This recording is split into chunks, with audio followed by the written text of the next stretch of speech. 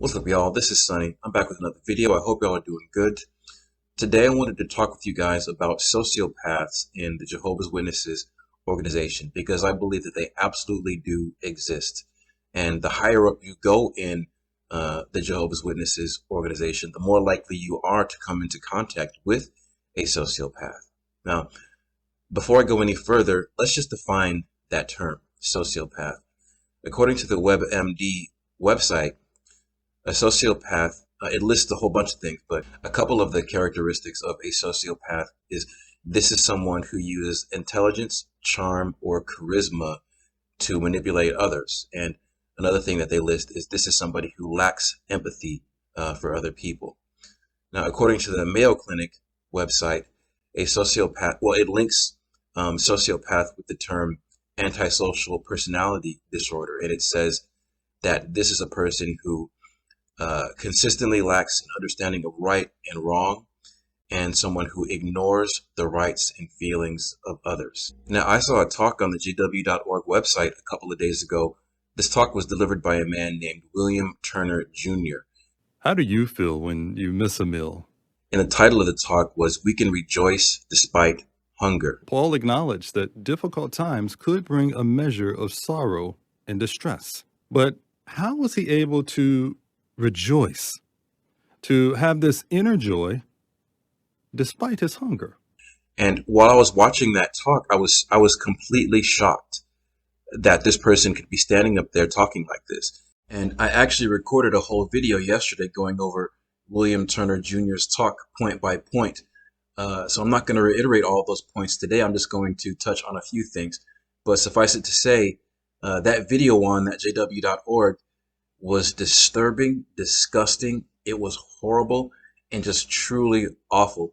And I actually mentioned the term sociopath in reference to William Turner Jr. Yesterday. I didn't get to talk about it in that video I made, but I'm going to go over it today in this clip. And I was thinking to myself the whole time I was watching it, this guy is showing sociopathic behaviors, that his conscience allows him to be standing up there on this platform and leading these people so far astray, these 8 million Jehovah's Witnesses that are supposed to be watching this stuff and talking like this. Now, one of the signs of a sociopath is that this is a person who uses psychological manipulation to get people to do whatever it is that he wants them to do. Now, I'm going to show you an example of psychological manipulation in William Turner Jr.'s talk here. It may be that we too might face hunger for a variety of reasons. Food shortages. This could result from civil unrest or an economic crisis. A personal economic setback may force us to live on less. Hunger can also result from persecution. And even when it comes to theocratic pursuits, some who move to serve where the need is greater are forced to make adjustments and must learn to be content with less. So really, in any number of situations, you and I could experience a lack of food or even hunger. And that can make us feel anxious and distressed. But the antidote is trust and reliance on Jehovah. Relying on Jehovah for life's necessities and being satisfied with whatever he provides. That is a prime example of psychological manipulation, telling people that they need to rely on Jehovah for life's necessities and then be satisfied with whatever he provides. This whole concept of relying on Jehovah, that is a paradox and a psychological trap. And I'm going to explain to you guys why.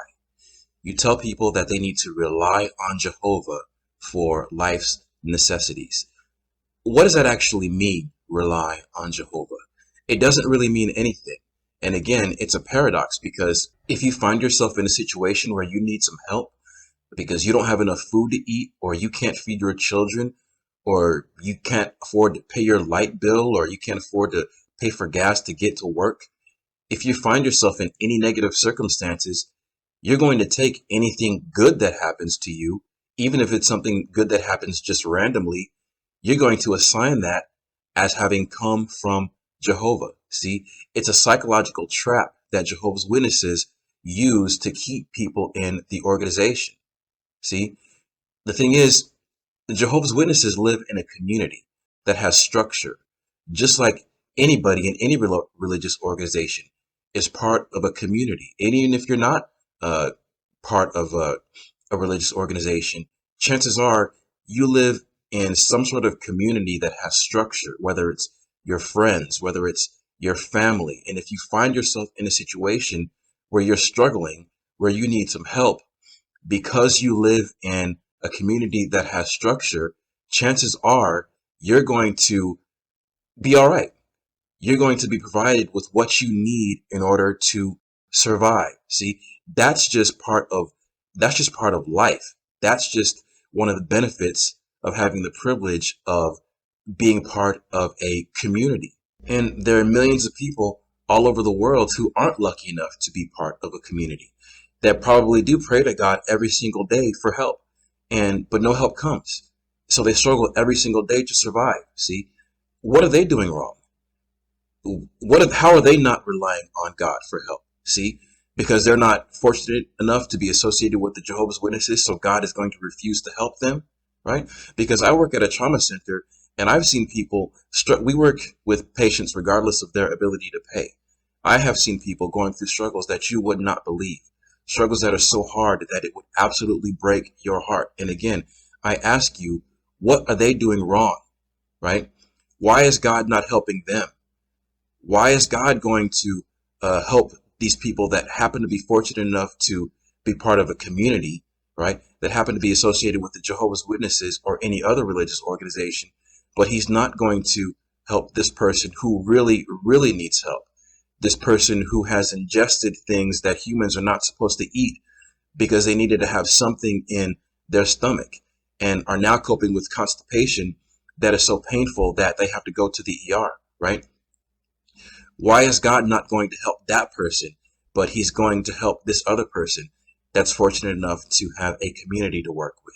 So again, I tell you, this whole concept of telling people to rely on Jehovah for life's necessities and be satisfied with whatever he provides, that is a psychological trap and a paradox designed to ensnare people not smart enough to see that it's a psychological trap. And the fact that William Turner Jr. would go up on stage and use this trap to ensnare people for that governing body, that's an indication of someone who is exhibiting sociopathic qualities. And I just have to call it out. It's wrong. I call people like this codependent sociopaths, right?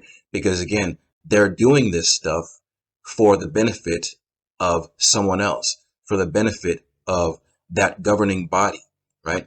They're so blinded, their conscience is so blinded by their devotion to that governing body that they will say and do anything for those people, that they will go up on that stage and be so willing to use this paradox, this psychological trap, to lead these Jehovah's Witnesses so far astray. Those are sociopathic qualities. And again, I use the phrase codependent sociopaths because they're doing it for that governing body. Now, I want to focus for a second on what that guy said about being satisfied with life's necessities. Paul speaks of learning the secret of both how to be full and how to hunger. This secret involves relying on Jehovah for life's necessities and being satisfied with whatever he provides. Remember at the beginning of this video when I mentioned to you guys the qualities of a sociopath? This is someone who shows a lack of empathy for others. And William Turner Jr. going up on that stage and telling people to rely on Jehovah and be satisfied with whatever he provides, that's showing a brazen lack of empathy for others. Because a person needs more than just life's necessities, right? You'd be surprised at how little a person needs in order to actually survive, right? A person can take a piece of cardboard and lean it up against a tree and survive, right? A person can drink rainwater and eat out of garbage cans and survive. See, a person needs more than just life's necessities. A person needs to have a standard of comfort, right? But that Jehovah's Witnesses don't want that for you. They don't want you to focus on having a standard of comfort. The Jehovah's Witnesses want you to survive on the barest necessities that you need in order to exist.